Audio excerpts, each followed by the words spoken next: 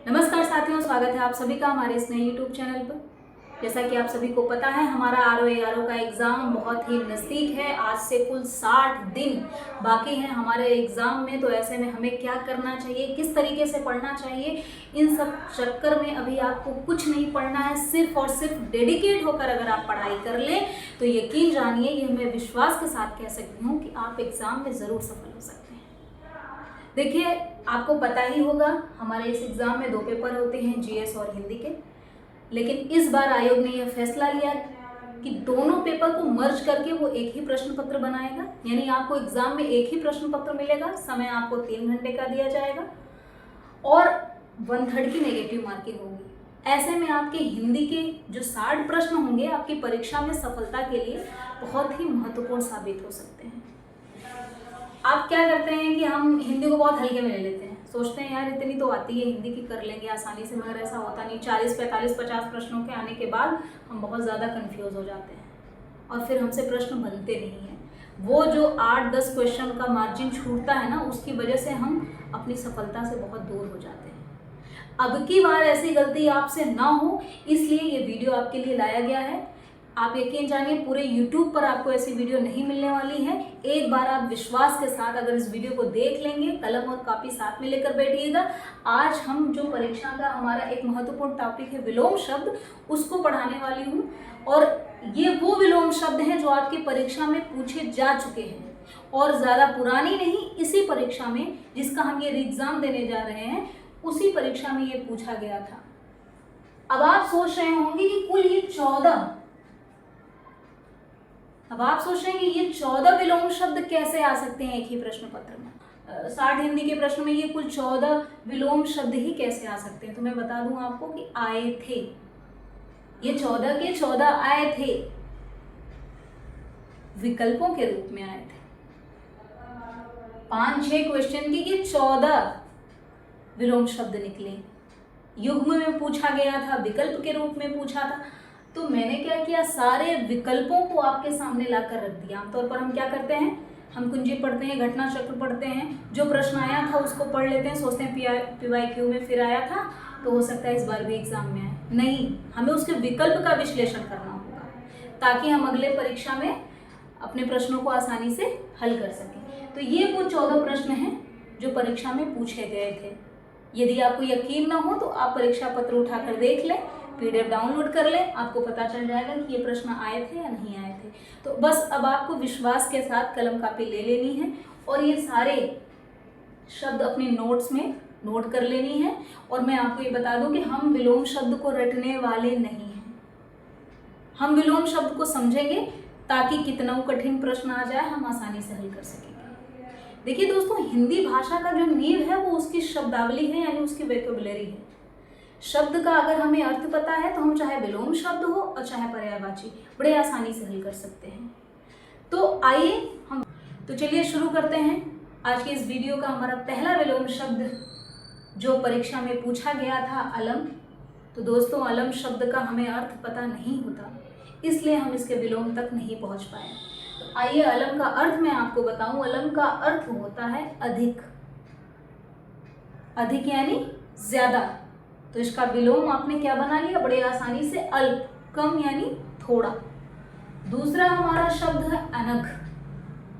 अनघ, अनघ यानी पवित्र, पुण्य। तो इसका विलोम क्या होगा, पापी, कलुषित। अनघ व्यक्ति यानी कि वो बहुत पवित्र व्यक्ति है। तो अब इसका हम विलोम क्या बनाएंगे, वह बहुत पापी व्यक्ति है, वह बहुत कलुषित मानसिकता का व्यक्ति है। अवसाद, हमारा तीसरा विलोम शब्द जो परीक्षा में पूछा गया था, विकल्प के रूप में आया था, अवसाद। अवसाद का अर्थ होता है मानसिक दबाव। आपने सुना होगा कि फला व्यक्ति मानसिक दबाव में है, यानी कि वह मानसिक दबाव में है। जैसा कि परीक्षा में भी हम मानसिक दबाव में आ जाते हैं, तो ये उसी अवसाद की बात करी जा रही है। तो अवसाद का विलोम शब्द हो जाएगा उत्साह यानी प्रसन्नता। अब जिस बच्चे को प्रश्न का उत्तर पता होता है और उसका पढ़ा हुआ प्रश्न उसके परीक्षा में आ जाता है तो वो खुश हो जाता है, वो उत्साहित हो जाता है। लेकिन जिसके साथ ऐसा नहीं होता वो क्या होता है, वो अवसादग्रस्त हो जाता है। तो हमारा तीसरा जो अवसाद था, मुझे लगता है इसका अर्थ समझ गए होंगे और अब इसके विलोम तक आप आसानी से पहुंच जाएंगे। चौथा शब्द है अश्लील। अश्लील यानी भद्दा यानी बुरा। जैसे हम सुनते हैं कि वो बहुत अश्लील बातें करता है, वो बहुत अश्लील फोटो भेजता है, तो अश्लील का मतलब ही होता है भद्दा या बुरा।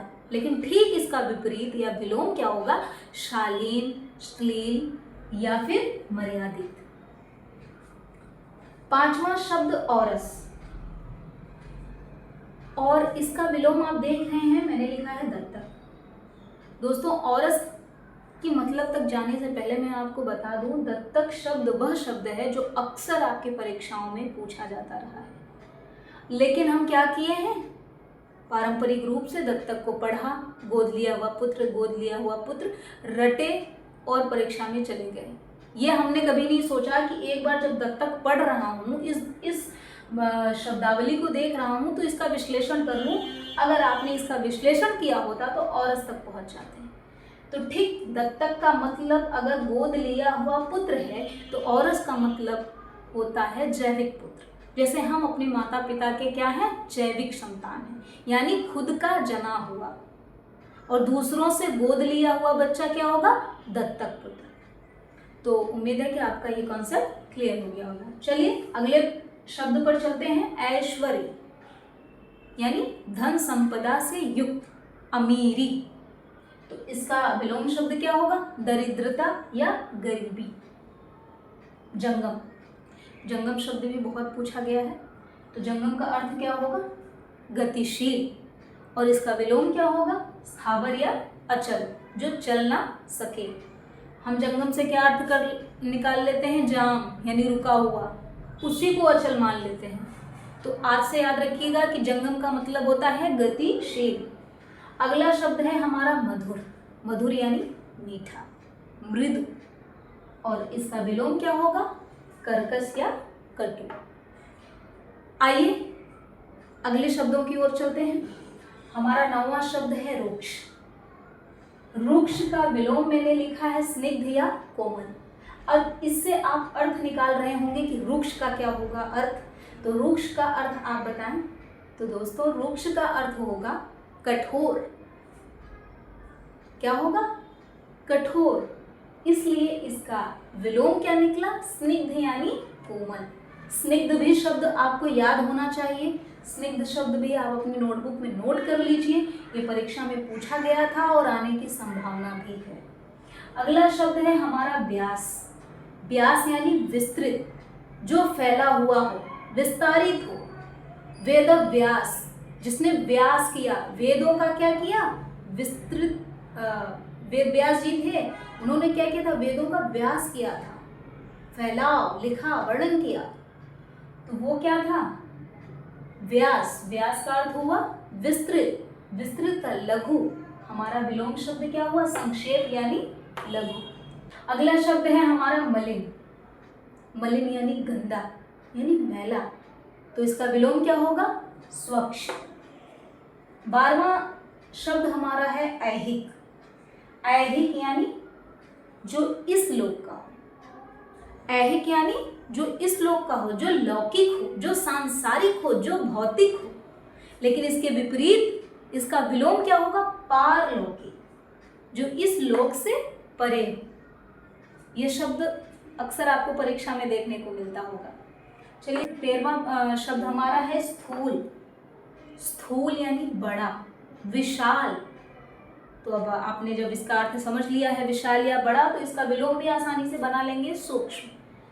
14वां शब्द है हमारा बधिर। बधिर यानी बहरा, जो अपने कानों से सुन ना सके। अब इसका विलोम आप बनाएं, जो कानों से सुन सकता हो, यानी जो श्रवणशील हो। तो हमारा 14 क्या हुआ? जो श्रवणशील हो। चलिए एक आखिरी विलोम शब्द इस वीडियो का 15 मैं आपको बताऊं। आया भी था यह प्रश्न, मूक। मूक यानी बधिर आया था, मूक। अक्सर हम क्या गलती करते हैं? बधिर का विलोम मूक कर देते हैं। तो यह मूक है। मूक यानी गूंगा, जो बोल ना पाता हो। तो इसका विलोम शब्द क्या होगा?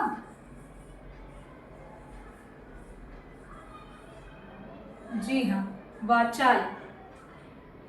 तो आज के इस वीडियो में इतना ही। आज हमने कुल 15 विलोम, तो साथियों आज की इस वीडियो में हमने कुल 15 विलोम शब्द देखे, जिसके अर्थ को भी हमने जाना, जिसकी वजह से आने वाली परीक्षा में हम अपने प्रश्नों को बड़ी आसानी से हल करेंगे। क्योंकि हो सकता है यह डायरेक्ट विलोम शब्द में ना पूछे जाएं, पर्यायवाची में पूछ ले। तो आयोग का क्या है, वो जो विकल्प देता है उसको रिपीट करता है, और वो विकल्प किसी भी रूप में आ जाए, तद्भव तत्सम में आ जाए, पर्यायवाची में आ जाए, या विलोम में आ जाए, या जोड़ों में आ जाए।